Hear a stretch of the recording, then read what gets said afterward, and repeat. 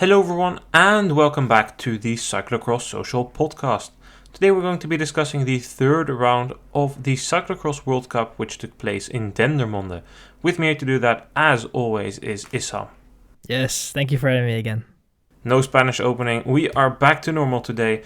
The racing asset took place in Dendermonde. Last time we were here 2 seasons ago, the course was slightly different. They added a couple of features, a cobble section and a couple of other things.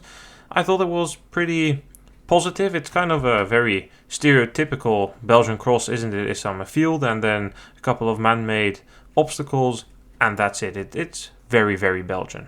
Oh yeah, absolutely. I think it was, in my opinion, I had a positive take on the course. Like you said, it's the core of Belgium cyclocross racing in a way. A race in the fields, and there's not much to it. They have tried to make it a bit of a spectacle in some areas. I think. There were some parts that I just didn't really understand. But with the circumstance that we had today, it was great to watch, and it was a very hard course, and that made it interesting for the viewer, especially on the men's side. It was very fun to watch the racing. Let's get into that racing because after the start, it was Lars Sweeck who took the lead. The start itself was pretty hectic. There was a bit of a movement, a wave through the peloton at the start, which eventually led to a mechanical for Cameron Mason. He needed to run apart to the pits. He, was basically dead last after that and needed to move through the field. But he was helped by the fact that for the first lap, the pace was not that high.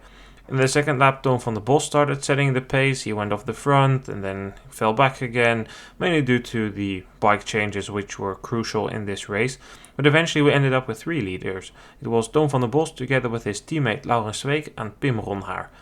Van der Bos might not be the name that we would expect at the front of the race, but he certainly did not seem to be nervous by the fact that he was at the front. He went pretty hard, but eventually paid the price for that. Around the halfway point of the race, these 3 leaders had some 15 seconds on the chasers. It was a group of 5 riders. Amongst them were Iserbyt and Lars van der Haar. Van der Haar tried to bridge the gap to the leaders and looked to be succeeding. The gap came down to some 6 seconds when Ronhaar placed his attack. Alongside the pit zone, he overtook Sweeck and Van der Bos, hit the front and powered away. A pretty impressive attack. From there, Ronhaar was in control of the race. He widened his gap by a lap. He had 20 seconds. It went out to 30. He was in control. He took his first ever World Cup win. A rider who's been inconsistent so far this season, ups and downs, but now 2 good results chained together. Behind that, Toon van der Bos paid the price for his efforts. He exploded and fell back to 9th place. That left Sweeck and Van der Haar there, battling for second. There were a couple of interesting moments when a couple of riders looked to be coming back from behind. We've had Iserbyt coming back, looking to make the bridge. We had Kevin Kuhn, Gerben Kuipers, but none of them eventually really managed to fully bridge that gap. In the final lap, it was Lars van der Haar who dropped Lars Sweeck and made it a 1-2 for the Bauhaus Trek Lions, but Sweeck seemed to be pretty satisfied with a 3rd place on a course that doesn't suit him at all. But of course, the story here is Pim Ronhaar taking his maiden World Cup victory. I would say well deserved and great to see actually that a rider who struggled. He said he had some very big mental doubts about himself after Koppenberg. He's had ups, he's had downs.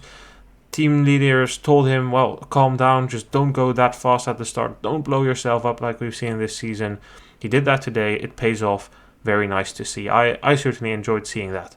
Yeah, totally. I mean, it's we have said from with the races that didn't go so well, that it's coming. Eventually it will come for him, and it was just a couple of bad races that he had to go through, and now he finally can show us that he has the potential. You have to take account in a way that he didn't race in New, so he was a lot fresher than some of the other guys that he had to battle with for victory, but nevertheless it was a very good race from his side, very strong. And mentally we kind of forget that part sometimes. When we talk, we just see the results, we just see the numbers in a way, and we're like, well, yeah, that's not a good result, has to bounce back. But there's a lot more to it, and it's a difficult task to make something positive out of all those, bad results. And I have to say that he did that terrifically with both the Europeans, where we saw that switch. It looked way better at the Europeans, and now again with a very, very good race. Listen to the advice of the guys that that help him out, the trainers, the coaches, and everyone that helps him out there. He listened to that, and he just followed the instructions. Was a little impatient halfway through the race, but I think that was the perfect moment to put the others under pressure, to put Sweeck and Van der Bos at that moment under pressure. And very, great to see, a very deserved victory. And he has to understand that he is at an age that it will still happen, bad races.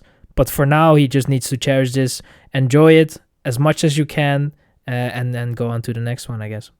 Yeah, I think that moment to attack was perfect, and he didn't really know, but Van der Haar was coming and coming rapidly. If he waits, he might just get up in that team game, and then Van der Haar might go. Van der Haar was good. I think he could have won today, and that's pretty much a miracle, because we've had 2 editions here, and both did not go well at all for Van der Haar. Of course, that edition in the 2020-2021 season was heroic. He just pulled out after 2 laps. He said, "I'm having none of this." That course was so hard. But the year after, when the conditions were somewhat similar to what they are now, he suffered, ended 10th. Of course, dislocated his shoulder yesterday. Things did not look amazing, but he was pretty strong today. And where this is a course that suits Ronhaar, we all remember his first World Cup podium. That was in Besançon, another muddy course, involved a bit more climbing than this. It's not really a surprise to see Ronhaar do well. I tipped him before the race to one of my friends. But Van der Haar, he overperformed, at least for my expectations. The fact that on a course which involved quite a bit of running, quite a bit of power output, the Raudouwen as he called it, they're just turning out raw watts. Yesterday in Niel was still muddy, but technical. But here it was just power, running, power. Second place, I think he can be happy. He consolidates his leading position in the World Cup, takes a couple of more points on Iserbyt, and we already know Van der Haar's not racing everything. But if he can keep gaining points here and there and Iserbyt skips 1, he might still be in contention for that win. He can be satisfied. Totally. I think that, he played the team tactics well when he arrived at that group of Lars, of Laurens Sweeck and Toon van der Bos.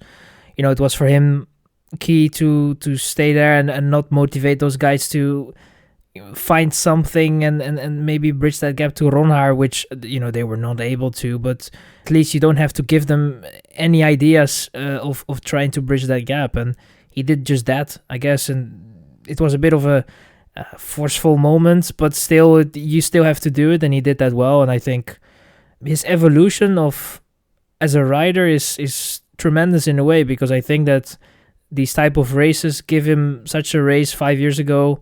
I don't think it would have been a very, very good day for him. And now he has, with a very bad Saturday, able to bounce back from that and being able to, on a course with the running. And it's not his type of course, but I think that he, with the age as well, he has been able to deal better with these type of courses. And at the moment, if he has a good day, actually is somebody to watch out for, and could actually potentially win such a race. So I think that transformation is great to see, and he can definitely be satisfied with the result. I think that if it wasn't for the mishaps and the unfortunate luck that he had there in Niel and just not a great race, he could have had a great weekend. But nevertheless, I think with the second place he can be more satisfied. And the relationship between him and Lars van der Haar, which came up in the interviews after the race, is good. So I think that if there is one guy with today's startings field that he wanted to see win, if it wasn't him, then it was going to be Ronhaar. So that was good to see. Yeah, it did help him, of course, that he didn't need to go all out the entire race yesterday. I mean, you could see that some of the protagonists of yesterday's race in Niel, Orts, Nieuwenhuis, to a lesser extent Iserbyt, those riders paid the toll for that very, very hard race. Iserbyt today did not really look like the Iserbyt we saw yesterday, which obviously makes sense. He said he needed to go deep. He said his muscles were still protesting when he got on the course to reckon it today. It was a tough course today. Nevertheless, I don't think Iserbyt was really bad. In the final lap, he came through with a last-minute surge, potentially even threatening that third spot of Sweeck. Didn't make it, but Iserbyt, I think, can still be satisfied. And again, just like yesterday, Iserbyt and final laps is a good combination, because he did come close to Sweeck, didn't overtake him. Sweeck is another rider that can be satisfied. Third place, this is not a course that suits him. He said that with that calf injury he still has a bit of trouble running. Today there was a lot of running. Sweeck is a big man. This is not a course for him. He's better on the fast courses, but at the same time, he has to deal with it, because it's mid-November now. With the amount of rain we've had here in the Netherlands and Belgium, October, very, very wet. November so far, pretty wet. It looks like for the coming weeks we're just going to have races like this, and then I guess for Sweeck he just will need to deal with it, and it's a positive sign for him that he can end on the podium in one of the even heavier ones, because despite all the rain we will also have easier courses, and Sweeck looks to be hitting good form. Yeah, absolutely. But also with Sweeck, we have seen that the last couple of years, that courses that he normally wouldn't perform very well at, he also made that evolution in a way. I mean, I think, to be honest as well, that his attitude towards the race of yesterday, Neil, wasn't the greatest, and then you kind of, you have to find some motivation to get yourself through it. And when Orts passed him by, he was probably not really not very keen in chasing and then trying to get that third spot. Obviously you are trying, you are the competitor that you are, but it's just you're not finding that extra. And today you saw it on the last lap that Iserbyt came very close, but that he noticed that quite quickly and responded and had enough in the last lap. And he said it himself. It was one more lap. It was not going to be enough, because Iserbyt was coming, and he was coming fast. So it was difficult to hold him off. But he did that in the end, and it was a great podium for him. And I think at the end, a positive weekend for him overall. Let's look at that entire top 10 then. Ronhaar took the win ahead of Van der Haar, Sweeck and Iserbyt. 5th place was for Gerben Kuipers, ahead of his teammate Kevin Kuhn. 7th place went to Jens Adams, 8th was for Joran Wiesure, Van der Bos dropped to 9th, and Ryan Kamp ended 10th. Let's start with Gerben Kuipers. Issam, this is a rider who we've talked about quite a bit at the beginning of the season. Last couple of weeks it's not been going great. This is a decent result, maybe not at the level that he had at the beginning of the season. So do you think that we can conclude that his form at the moment is not as good as it was around Beringen, Ardooy, the beginning of the season?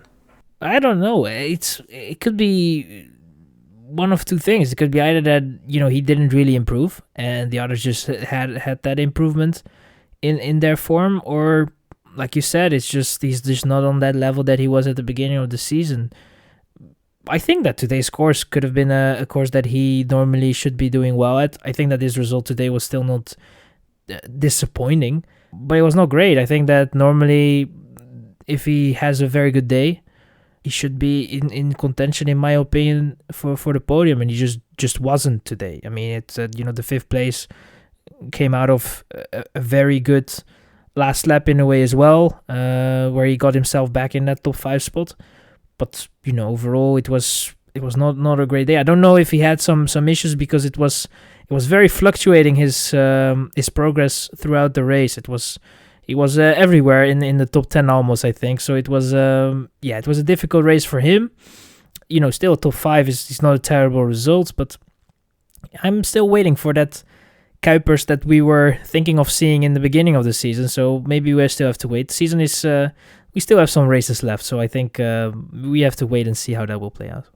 Yeah, there's definitely still time. I'm not saying it's all over. I do think that at the moment he's not on the same level as he was before, or maybe the others just improved and he's at the same level. That's also a possibility, but it was especially weird to see that at the start he took the fastest start, and then whilst we were watching a replay he disappeared. And there was no real explanation for that from the broadcasters either. They checked the replays, but they couldn't really see anything. It just vanished, just got swallowed, overtaken by a bunch of riders. it is the type of course where it's kind of like the sprint. You could see, hey, on this section, if you just put out the effort running, then you can take back some time, but you might pay the price for that, because we saw that with a couple of riders, and that day surge didn't really come through. But yeah, as you said, I will agree. It's a decent race by him. Another rider who can take a positive from this is Jens Adams. He's a rider who has not had very good results this season. He's been anonymous, especially compared to the level he had before. Yes, he's a rider that excels in conditions like this, but the level this season so far was not good enough. Since I don't have any information, I will continue, because there's two more riders that we need to discuss. First of all, Tom van der Bos Issam. Very good first part of the race, but that blow up was very, very predictable. There was really no way that it was going to keep up that level for the rest of the race. Yeah, true. I hope that he could have held on a little bit more and maybe try to get that top 5 out of it at least. But I think he can be positive on his weekend though. I mean, it's he's still a relatively young guy. To be honest, had 2 races this weekend where both races really suits him well. A bit of a slower course, a course where you have to get yourself through the mud, find your way through the mud, and that is what he probably likes the most, where we can see that he excels in a way as well. The harder the race, the better for him, and I think that's... I understand the way he was racing today in Dendermonde, and definitely don't blame him. When you have the chance to be leading at a World Cup, and you just go for it, and I think he did everything that he could to have the best result, and in the end it was just not enough. And yeah, it was definitely an expected blow up at the end of the race. As I said, with such a hard weekend, the double weekend was a hard one. I don't think a lot of people expected it. A lot of riders expected it going into this weekend. Maybe if they knew the circumstances of both courses, obviously they would know. But it was, I think, on paper, it shouldn't have been such a hard weekend. And in the end, we definitely got a very hard one. Then finally, Cameron Mason ended just outside of the top 10 in 11th. Very unfortunate. He won this race as a U23 2 seasons ago. He was super strong today, but as said in the summary, he broke his wheel in the start somewhere. I think somebody hit it with their foot or whatever, but it was broken. He needed to run apart. Then made his way all the way forward. At some point, Roodhoofd said, I think he can still win with 2.5 laps to go. But in the last lap, the tank was empty for Mason. He spent a lot of energy chasing, which is a shame because he was strong. He could have competed for a podium spot, but it is what it is. Stuff like this happen in cyclocross. Then we go on to the women's race. There it was unfortunately more of the same. After Van der Heijden had the best start and forced to crash in the first corner, Lucinda Brandt took over. But towards the end of the lap, Alvarado placed an attack and dropped Lucinda Brandt. From there, Alvarado built her gap, and she thought 40 seconds was enough, so the gap stayed 40 seconds, and she took another win in this season, a second win of the weekend. Been quite a while since she took the double in a weekend. For second place, that was not as exciting as we'd had hoped either, because Lucinda Brandt, who was with Alvarado, dropped back. We saw Backstedt make a move. She came to some 8 seconds, but then made a couple of mistakes, and ultimately couldn't close that gap, so Brandt ended second. Backstedt was at some point at risk of being overtaken by Ribeirol, but Ribeirol in the final lap didn't have enough energy, which meant that Zoe Backstedt took her first ever World Cup podium, and still a very, very young rider, just a second year U23. So we have to say that it is an impressive result for her. And we have to say the same about Alvarado, because that running today, it looked very good. Seems like she's done a lot of training on that. Yeah, it was noticeable at New, and to be honest, it has been noticeable this season already. The moments where you could run, you could see that she worked on her form. It looked better, and today it was also just, I think, in my opinion, a masterclass. That's the way how you should be running in the mud for sure, because it was very good. It was very good, and there was a difference for sure between her and the rest, and just had a very good day. And I think it's impressive to see that she was able to do both races, New and Dendermonde. Of course, despite the fact that it's the first race for Brandt, she still is, very fresh in a way. Zero competition, and I think, to be honest, today was a very good race to start at, because it wasn't very tricky. It wasn't very, very, difficult in such a way. it was not very fast, so you got the time to get yourself into a certain rhythm, and I think that Brandt did a very good job, but Alvarado was just better, and that's we were afraid that was going to be the races when Van Empel and also when Pietersen will not show up at certain races this season. And so far she's delivering very well. So, I think that for Alvarado, very good result. And yeah, it's going to be interesting if she can maintain that for the course of the season, because I think what we have seen with both the men and the women's category, it's quite evident that the amount of races that when it's accumulating and you get more and more races, it feels that we already see those differences within the field. I mean, you said about Backstedt, very good result. Didn't race on the Saturday. I mean, I don't want to put that podium place down for sure, but it has an effect, obviously, on the results. And with a very busy couple of weeks coming up, it's going to be interesting who is going to make what choices and what is getting out of those races and what the results will be at that point. So that will be interesting. I don't think there's really something wrong with making choices. It's normal in a packed schedule. You need to decide what you're doing. Backstedt has done a couple of double weekends, is still young. You don't want to overload her. Yes, it helped that she didn't race yesterday. Ribeirol did, but that's a choice. Backstedt is going for that World Cup. Bentveld is doing the same, and this is a course that suits Backstedt. I mean, I think yesterday would have suited her as well, but maybe a bit too technical in some sections. And today she said she was doubting if she should start, having some issues. She's having a cold, maybe running a bit of an illness.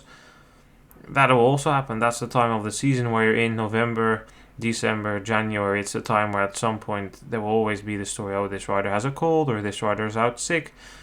But I think Backstedt is making the right choice to go for the World Cup rather than the Super Prestige or the X2O trophy, because the World Cup finishes before the World Championships, and for the rest she would need to continue, and I don't think she will. I think after World she's going to take some time off and prep the Classics, because I'm expecting to see her race there. But it was a very good race for her, and we have to say the same. We haven't really mentioned her so far for the comeback kid. Lucinda Brandt, story of the weekend, making her comeback. Lucinda Brandt for the Baloise Trek Lions, or should I say... Dit is Lucinda. Lucinda Brandt. In de zomer is ze een echte Hollander. Maar in de winter is ze vanaf nu een echte Vlaming. The comeback kid, some hype video there by the media team of the Baloise Trek Lions, also hyping the fact that she moved to Belgium. She wants to live closer to the races, reduce travel time. She lived in Dordrecht before. It's about an hour and a half more compared to where she lives now. But she can definitely take some positives. In case you missed it, she was out. She fractured her collarbone towards the end of the road season. Now is back. Pretty speedy recovery, and where she said last year I rushed back after injury, today I think it was the right moment to come back. Sure, she didn't really have the level of Alvarado yet, but it's definitely good enough because she ended second. Yeah, totally. I think it was, in a way, it was surprising, I would say, but also not, because from what we kind of picked up from her level, it was, the numbers were good, and there was at least, I think, when you take more time with such an injury and you really take the time to recover, it's just going to be better for your body, and you will just enter the competition, I would say, probably with a little more doubt, and you are more eager to show yourself, but it's definitely better. And I think this approach, for the moment, it has worked very well, and I don't think that we will see we might see some irregularities during the season and maybe a couple of races where it won't be that good. But I think overall, it's a way better method to enter the season, and yeah, it looked very good. So I think with a couple more races getting more suited, I think if we could add maybe a couple of more percent, Alvarado was very good today, but who knows if there is maybe a little less running. I think Brandt maybe has a shot in making it a bit more difficult for Alvarado. So, that will be interesting how her season will play out and if she's going to be able to make that extra step. But I think for now can be very happy, and I think we had 3 women on the podium that are all very happy with their races. Let's look at the entire top 10 then. Behind the podium of Alvarado, Brandt and Backstedt we find Ribeirol, ahead of Bakker, 2 riders who do very well on courses like this. Then we saw Zemanova in 6th, ahead of Van Alphen. Verdonschot ended 8th, ahead of Sonnekant, continuation of a good result yesterday in Niel. We discussed her there, we won't do that today. The 10th place was for Alicia Frank. Would like to mention that Worst ended 14th. She crashed in the first corner and broke her shoe, needed to run a bit. And then Betsema ended 15th, still feeling the consequences of a crash in the preseason. Issam, I think we should talk about Zemanova here. 6th place, best finish in the World Cup for her. Strong result. This is a rider we've normally only seen really perform on the fast courses like Zolder, but on a proper muddy course like this, very, very impressive. And I am actually very surprised. Like, I knew she was talented. I rated her for the Europeans on a faster course, but in the mud here with all this running, beyond my expectations.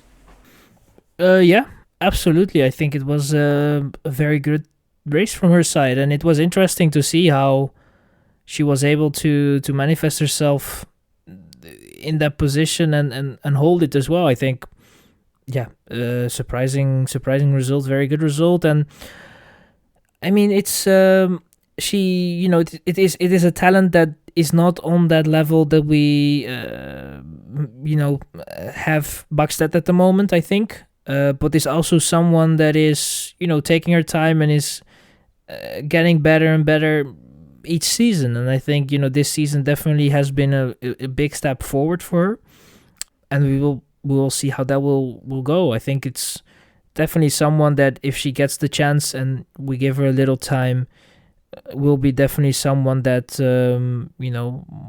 we can see for the next couple of years make even more steps. But for now, definitely a very good result, and was also someone that raced yesterday as well in Niel. So with that race in the legs as well, I think definitely a very good result.